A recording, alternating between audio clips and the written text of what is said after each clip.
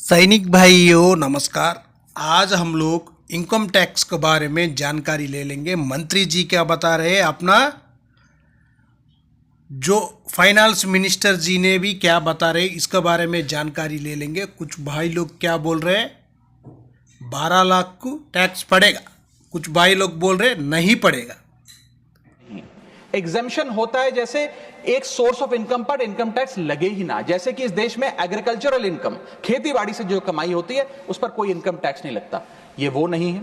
ये tax deduction भी नहीं है। टैक्स डिडक्शन होता है कि फर्ज करिए आपने साल में 15 लाख रुपए कमाए, इनकम टैक्स डिडक्शन आपको 12 लाख रुपए की मिली, तो 15 घटा 12 3 लाख पर आपको इनकम टैक्स देना पड़ेगा। ये टैक्स डिडक्शन भी नहीं है, ये टैक्स रिबेट है। यानी कि 12 लाख तक अगर आपने पैसा कमाया साल में तो आपको इनकम टैक्स नहीं देना, लेकिन जैसे ही 12 लाख से ज्यादा, फर्ज करिए आपने 12 लाख 1,000 रुपए कमाया, तो पूरे 12 लाख 1,000 पे आपके स्लैब अनुसार आपसे इनकम टैक्स वसूला जाएगा। और दूसरी चीज, कैपिटल गेन्स पे, यानी कि अगर आप अपने कोई मकान बेचते हैं, सोना बेचते हैं, इक्विटीज बेचते हैं, शेयर्स बेचते हैं, उस पर जो कैपिटल गेन पे, मुनाफे पे लगता है टैक्स, वो इस 12 लाख की सीमा में नहीं आएगा, उस पे आपको अतिरिक्त टैक्स देना पड़ेगा। Honorable Member Raghav Chadda is seated here. I got to know he's a chartered accountant. Sorry, I didn't know earlier. I must. जो इसी में आकर बजट में यही बताया था, 12 लाख तक कोई भी टैक्स नहीं है, जीरो टैक्स बोलकर। लेकिन इधर बता रहे क्या है, 4 लाख के लिए 5%, 8 लाख के लिए 10%, 12 लाख के लिए 15% बोलकर। जो पहले था ये कुछ भाई लोग ऐसा बता रहे हैं, लेकिन ये सही नहीं है। लेकिन अपना फाइनेंस मिनिस्टर जी ने क्या बताया है वो भी एक बार सुन लेंगे। उसके बाद जो पेंशनर्स के लिए 12 लाख तक तो उनका पेंशन नहीं है, जो ऑर्डिनरी कैप्टन होने से भी उनका 1 लाख का पेंशन तो नहीं मिल रहा है, उनको भी टैक्स नहीं पड़ेगा 12 लाख होने से। और 75,000 भी, वो भी 12 लाख से ज़्यादा होने से भी टैक्स नहीं पड़ेगा। वो भी एक बार जानकारी ले लेंगे। इसी टेबल में भी एक बार देख लेना आप लोग। जो 12 लाख के लिए टैक्स नहीं दिखाया, इसी में 0 दिया हुआ है। ओल्ड टैक्स के लिए तो टैक्स पड़ रहा था, लेकिन अभी 0 दिखाया हुआ है। क्या सही है क्या गलत है, जिसको पड़ेगा जिसको नहीं पड़ेगा, पूरा जानकारी इस वीडियो में हम लोग ले लेंगे। ये पूरा के लिए बहुत इंपॉर्टेंट जानकारी है। एग्जेम्पशन होता है जैसे एक सोर्स ऑफ इनकम पर इनकम टैक्स लगे ही ना, जैसे कि इस देश में एग्रीकल्चरल इनकम, खेती बाड़ी से जो कमाई होती है उस पर कोई इनकम टैक्स नहीं लगता। ये वो नहीं है। ये टैक्स डिडक्शन भी नहीं है। टैक्स डिडक्शन होता है कि फर्ज करिए आपने साल में 15 लाख रुपए कमाए, इनकम टैक्स डिडक्शन आपको 12 लाख रुपए की मिली, तो 15 घटा 12 3 लाख पर आपको इनकम टैक्स देना पड़ेगा। ये टैक्स डिडक्शन भी नहीं है, ये टैक्स रिबेट है।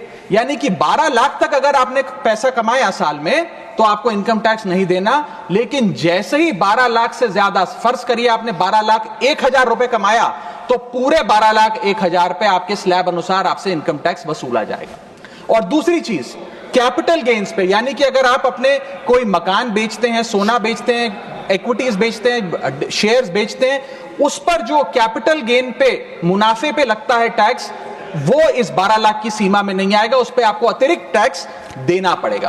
Honorable Member Raghav Chadda is seated here. I got to know he's a chartered accountant. Sorry, I didn't know earlier. I must confess. But he said, probably I've forgotten. Pardon for that. Please John ब्रिटाजिक हर वक्त मत Because please. repeatedly I don't see the strength of a chartered accountant coming in your in your interventions. So it makes me question, am I really right in thinking you're a chartered accountant? I honestly want to request humbly Honorable Member Raghav Chadda ji to please kindly not mislead the House. I don't mean he intended it to do. I don't think he intended to mislead the House. But the way he put the whole detail about the personal income tax, which has come in this budget, sir, 25-26, we issued FAQ. Just as soon as I finished my speech, the FAQ was put out. Lots of people who asked the questions have all been comprehensively given explanation. For an honorable member to come to the house and say, no, you will pay entirely every rupee post your 12 lakh salary. No, the marginal relief takes it further down. You don't need to pay till about 12 lakh. 12 lakh 75,000, but you don't end up paying Mr. Raghav Chadha, you have already spoken. No such reply. and Not after for your record. No, 12.75. please take your seat. Please take. Yes, Please. 12 points. Sir, for his understanding, Raghav Chadha, honorable member, kindly indulge me. I will give you number by number. Listen to me. Sir, 12 lakh 10,000. If suppose the person earns more than 12 lakh, that was his core worry.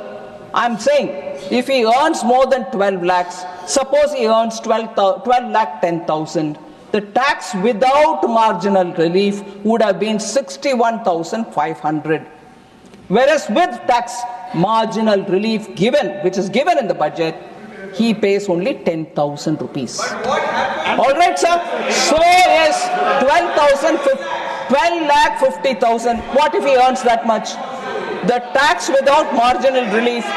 Listen, please. Listen, please. Mr. Raghav Chadha, Listen. please. You misled the house. At least hear it now. Please take your seat.